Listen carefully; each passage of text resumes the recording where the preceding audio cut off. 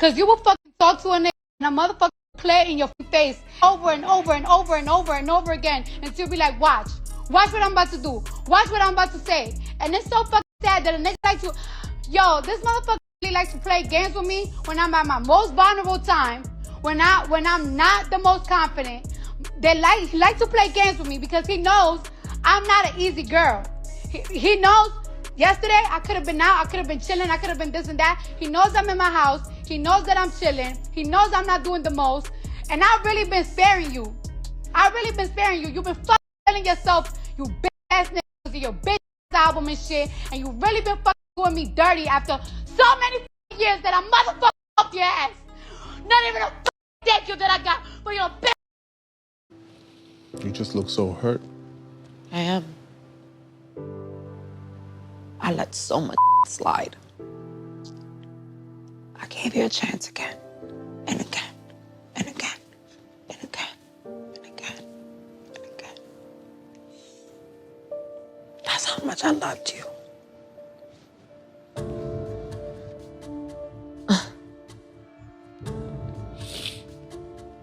But I'll be fine.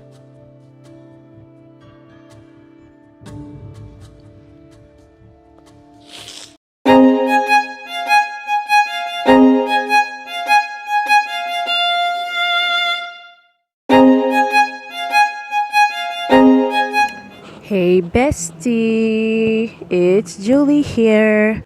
How are you? Hey bestie, hey bestie. The harder you love a man, the more he wants out of the relationship. A while ago, this viral tweet hit the internet. It said something that apparently so many men could relate to. That stage when you start to hate your girlfriend. Many men shared testimonies of being able to relate, and boy, were they generous with it. I got triggered, I can't lie, I did. Reading all those ugly tweets, my feelings were kind of hurt. I was just like, oh my God, the trials and tribulations of being a straight woman. I cursed the day you made me heterosexual. I was disgusted, unimpressed, and very much irritated. But it did expose something about the male psyche, something I've always known deep inside of me, and it just took a long time to connect the dots and fully take it in. There are so many ways men and women will never understand each other or struggle to understand each other because we speak completely different languages. And I need the girlies to start moving smart when it comes to this particular aspect so that we stop getting our feelings hurt and our expectations shattered. So let's talk in depth about it. Now imagine this. You're in a relationship with a man. It's going great. At least you think it's going great. Then you start to feel a withdrawal from his end, as if he's no longer as invested in the relationship as much. There is a stark difference from how it was in the beginning.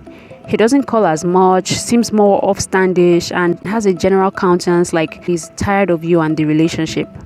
As women, our first instinct is to internalize this. We take it personally and we nag about it or sulk, threaten to leave, but don't really.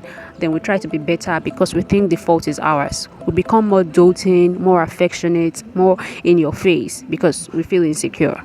But it seems like the more doting or affectionate you get, the more turned off he is. I'm saying we, but I understand this is not, of course, every woman. I'm speaking in general terms and I'm not acknowledging the anomaly. So please don't feel the need to come and tell me how you're an iron lady and how this has never been you and never will be. Did I tell you it's you? Or did I even tell you it's me? No.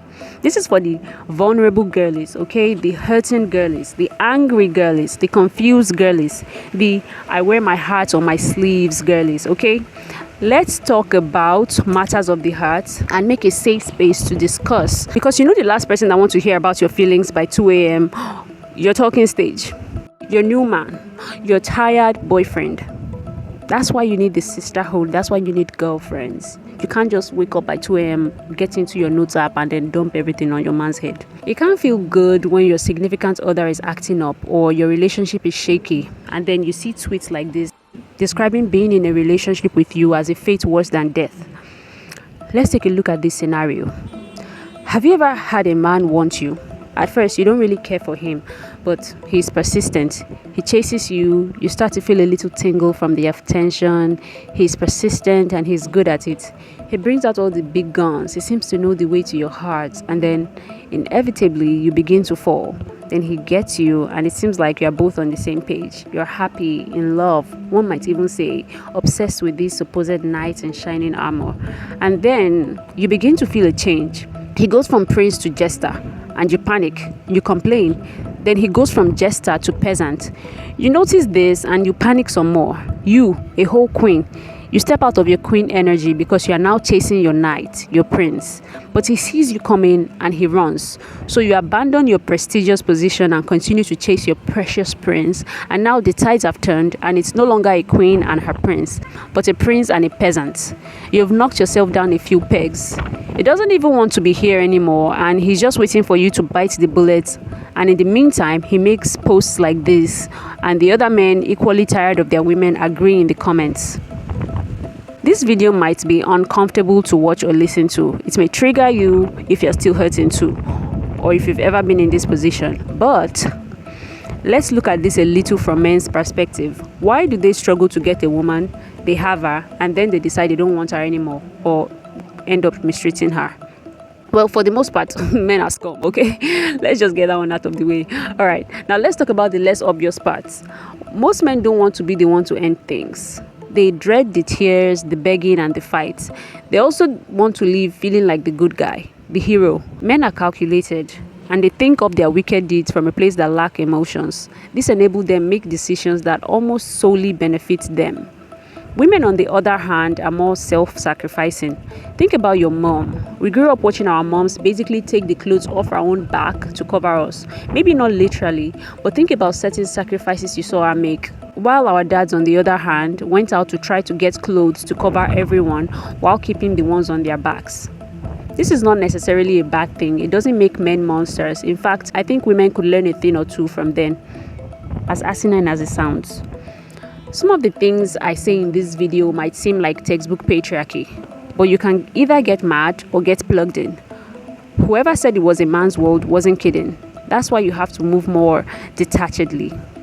Like I was saying, men don't want to be the one to break up most times. They want to keep acting up so you do the breaking up, so that it seems like your idea, because then they still get to be the good guy. Then he can tell the next girl how he hasn't been the one to walk out on a relationship, and technically he wouldn't be lying. This also means that should he feel the need to want to return to your life, that door wasn't necessarily closed by him. So the woman feels like since she did the breaking up, if she took him back, it could be a power move because she broke up with him the first time. She ended things, so she's in control. But nah, he ended things when he started acting up and antagonizing you. You just did it verbally. When you sent that, "This isn't working anymore, I think we should break up," text to him, he was celebrating with his boys at finally getting rid of you. He may have seemed disappointed or sad, but he had already moved on. I know it's brutal, but technically you broke up with him, so the little window of him coming back with a sub story in the future is still open. Your breaking up with him means he can still have access in the future without bearing the responsibility of being the asshole who broke your heart. Now, why do they do this? The stage where you begin to hate your girlfriend is very real. When a man pursues a woman, he feels a thrill. It's a high for him to go after a woman he wants, chase her, and have her. Then after he has had her, he goes, "Oh, what next?" Men used to go to war just for the sake of it. It's in their blood to want to conquer. And as disgusting as it is to say, most men chase women just so they can, quote unquote, conquer her. And once they feel like they have, the excitement dies. If you do make it to being in a relationship, this is the phase where it begins to seem like he is actively avoiding you and making so many excuses on why he can't do activities with you. Contrary to popular belief, a man doesn't only feel like he has conquered a woman when he has successfully hit home run, meaning when he has finally slept with her. It feels like he's done with a woman when he has gotten her through and through. This means when he has her wrapped around his finger, when he starts to feel like he can predict your next move and there is no edge to you anymore, no mystery. In the beginning, you held all the power. He wanted to please you. He chased you. He couldn't predict you. Didn't even know if you'd give him the time of your day.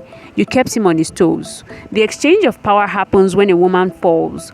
Then she begins to try to want to please him all the time. Men tell you they want that, but they don't. He gets irritated by this, seems to avoid you. You get insecure by this and try even harder. Now he knows he's got you completely. He gets bored. He starts to resent you a little even. The woman that gets hurt the most is the woman that loses her sense of self when she gets into a relationship or starts seeing a new man. She begins to plan her day, week, and month with this new guy in mind. She also wants him to include her in his. A man in a new relationship is still reeling from the shock that he's no longer on the market, or at least that he can't see other women freely anymore. It doesn't matter if he wasn't getting any before you, or if he chased and chased till he finally got you. He still feels a bit of surprise to find himself in a relationship. For him, this means a loss of freedom. He's trying to find his footing, and for the woman, she's locked in, and that's a good thing. She has a strong man who adores her by her side, and it's the beginning of something new and awesome. A woman may sense that shift, like he's no more as present or quote-unquote as obsessed with her anymore, and she flips. First she's annoyed, then she's worried, then she overcompensates. Then after tears and fights, the sparks die and the relationship fizzles out. The end. The heterosexual dating pool cycle in a nutshell. This stage of beginning to hate your girlfriend can come at the beginning of a new relationship or after a while in a relationship.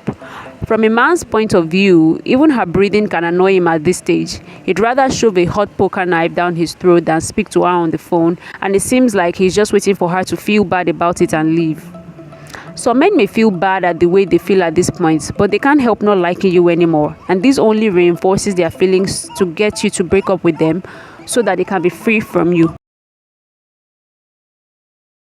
The reason this happens is that although men like to deny it, but they love to chase. The most exciting part is when they haven't had you yet. That's when they get a tingle when you smile at them or when they see a message from you. They're not even sure if you like them like that, but they're excited to be talking to you. Even after you're a couple, they still need to feel like they're in a relationship with a woman who loves herself more than she loves him. Don't get me wrong, a woman who loves herself more than she loves a man doesn't have to be conceited or arrogant or just unbearable. No, she is proud, yes, but she has a strong sense of worth and dignity that is ultimately attractive.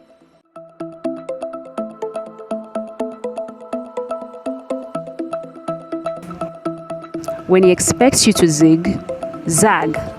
A woman who loves herself more than she values a man moves with dignity because she values her peace. She puts herself first before him, not the other way around.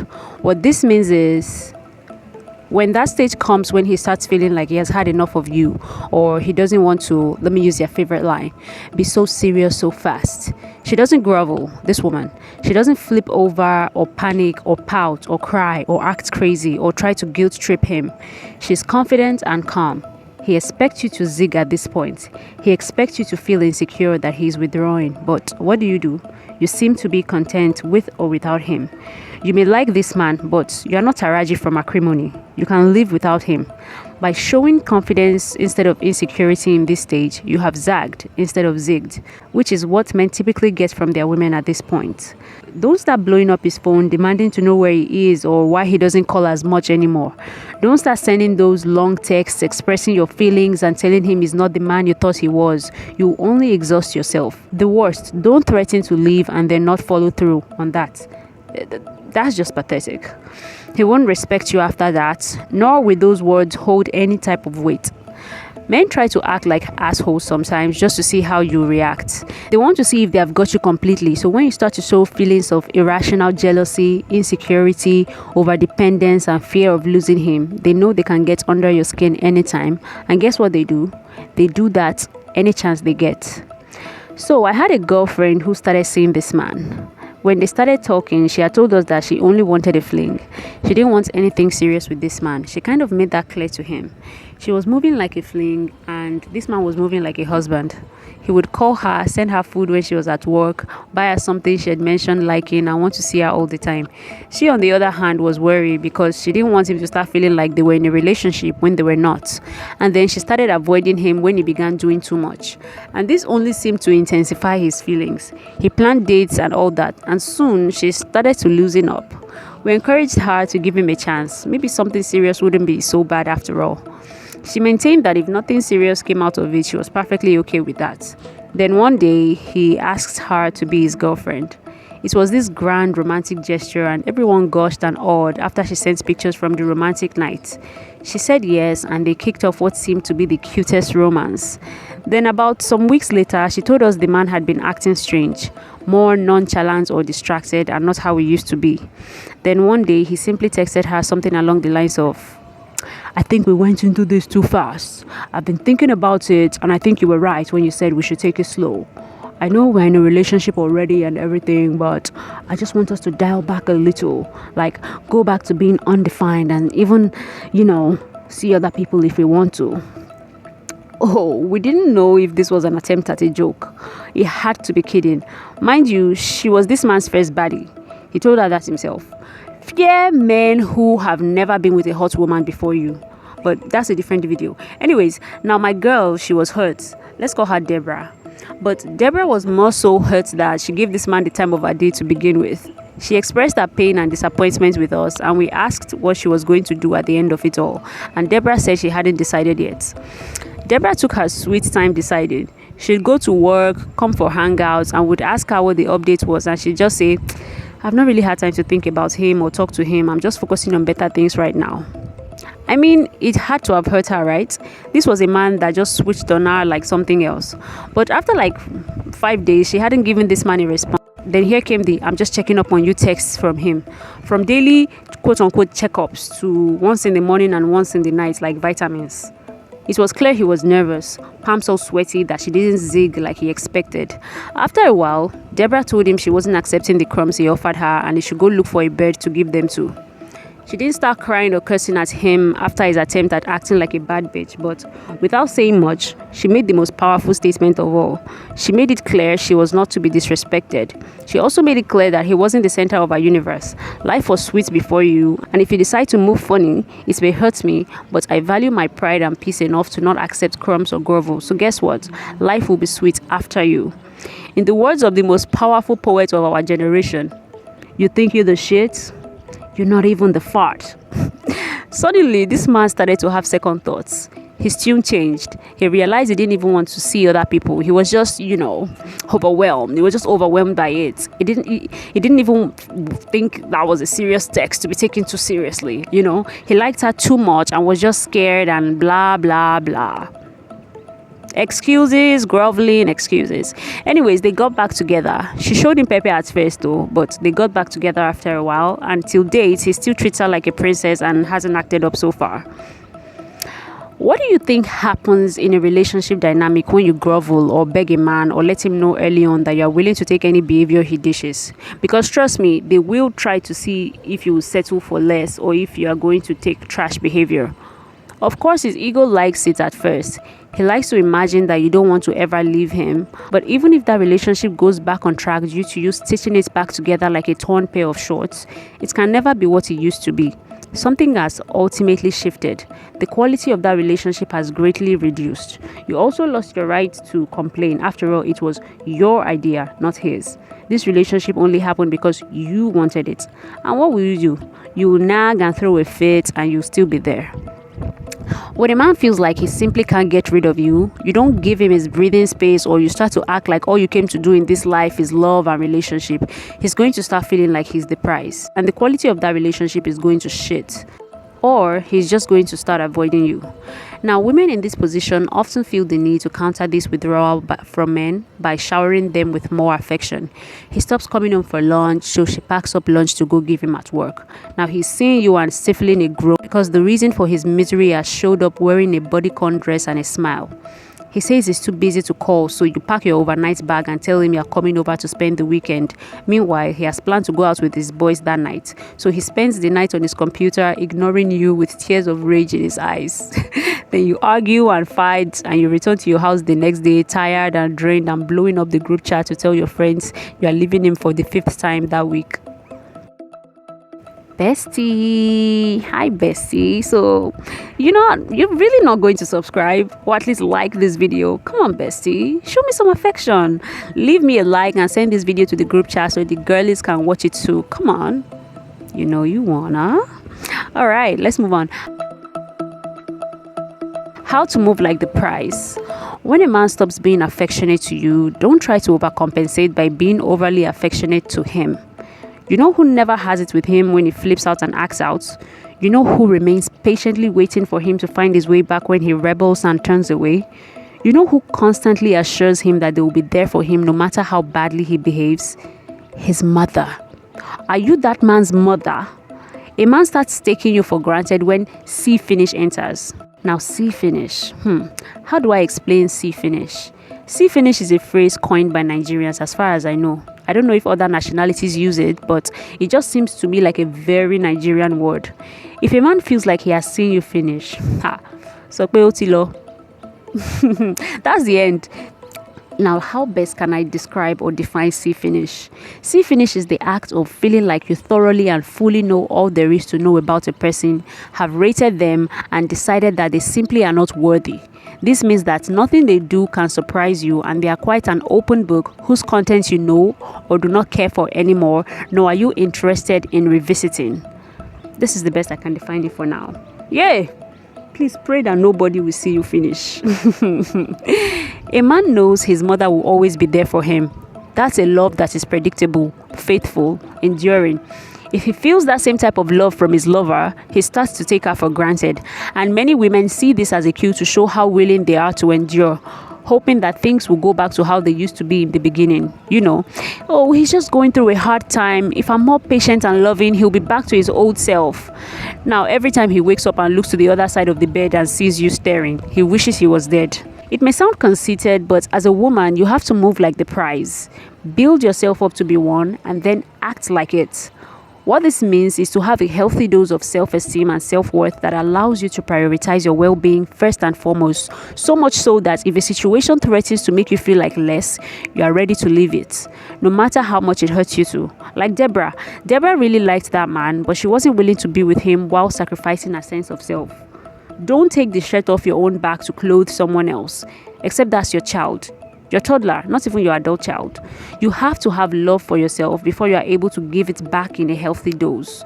Else you end up giving so much that you wreck yourself in the process. Men may try to humble you. They don't even know why they do this shit. Power play, to feel like they won, but you owe it to yourself to constantly see some situations as beneath you and moving accordingly. That's how to move like the prize. That's eventually what draws him in. He feels like you still have some edge. See finish never sets in. Don't do these things if you want to keep the spark on in your relationship. If you're hanging out with him and he's being cold or withdrawn, don't shower him with affection and treat him like your son that has the flu. Leave that man to his bad mood, shower, and go hang out with your friends, or just go home.